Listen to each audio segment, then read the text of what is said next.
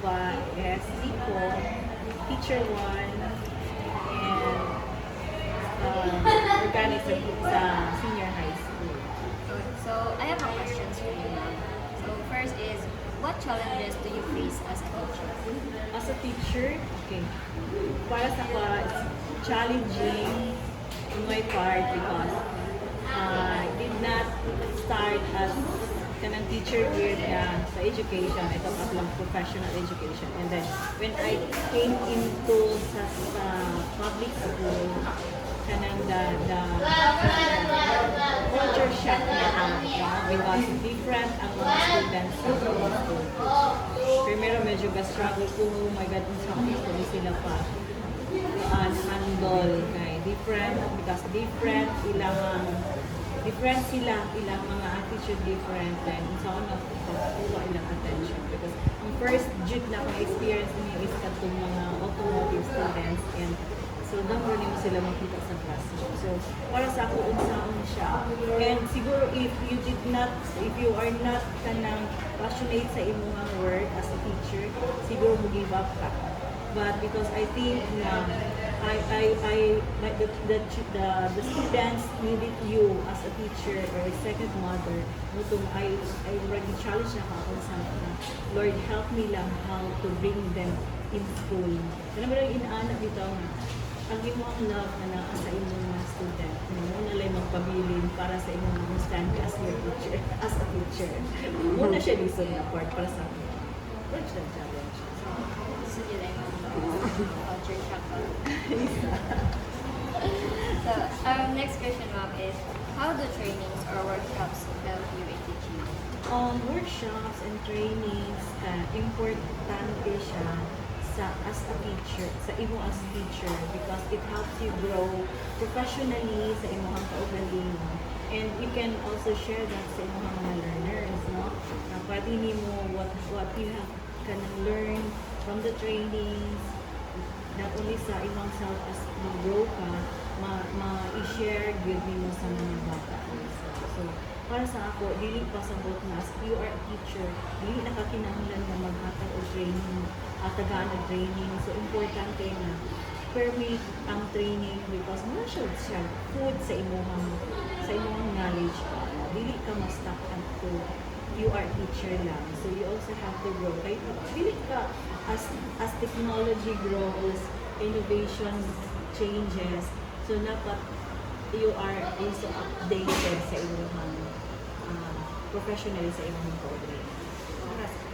So, can you share one new idea or method that worked well in class? Ang kanang mga method kayo para sa ako, dili man jud siguro tanan jud mo word sa isa ka like this section kani siya nga method pwede siya pero sa other section dili ano dito so naragit sa imo sa mo para sa ko how you're going to motivate the student sa imong classroom kung mga strategies yes na even naman since karon technology ano naman ang mga learners so you have to also apply the recent way of teaching. Dili lang yun all the time na siguro maglibro ka, itong traditional pa, libro ra yun na siya. So, you also get from the books of the Bible, then you also have to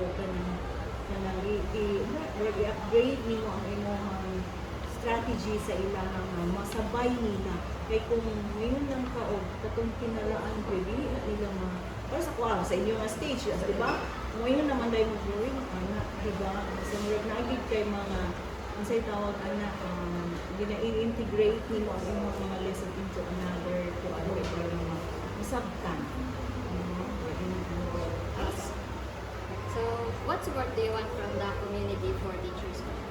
Kanang importante, what's that? Art? Support that you Support. want. Okay. Support na makuha mo sa teachers or sa community or sa parents. Importante para sa kuha na ang parent o pagpapaba na sa ilang estudyante inside the classroom. Makanandili lang masabot na ay mong mga anak yan sa dami sila. Kaya kanang importante gihapon na teacher na relation na asiya, like, para ma-aware sa ng parent kung unsay dagan or unsay may na sila mga estudyante. Lain na, importante lang, makita mo usay ang parent na magpatawag ng meeting, hindi mo join sa meeting, na kung sila kabaloon sa ka-importante na naa sila sa school. Okay, as community, isa naman sila para kung unsay mga dili man sad ang school para sa ako lang ang school dili siya stand as school lang kung wala ang community. So dapat na ay support kasi mga tao ang kailangan support na sa parents, sa community, and sa community sa school. So, thank you for this opportunity, ma'am. So, na-answer na ako ang question. Yes, yes. Yes, ma'am. Sige, kaya basin lang dagat sa kinagawa.